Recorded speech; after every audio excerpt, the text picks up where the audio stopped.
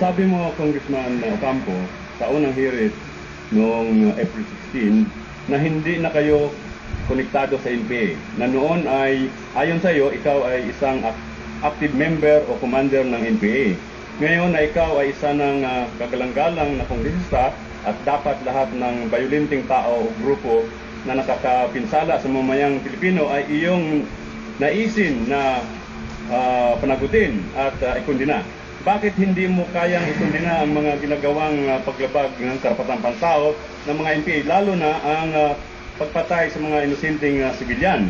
Samantalang mabilis kang makundina sa mga militar, pulis at... Ang projection nyo sa House of Representatives ay bilang isang mambabatas na kontra sa pang-aabuso sa ordinaryong mamamayan.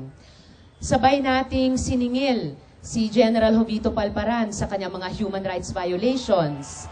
Sabay nating pinrotektahan kayong mga Batasan 5 nung tinutugis kayo noon ni GMA. Pero bakit sa loob ng 9 na taon ninyo sa House, parang hindi ko pa kayo narinig ni minsan na magsalita kung pang-aabuso na ng New People's Army sa ordinaryong mamamayan ang naging issue?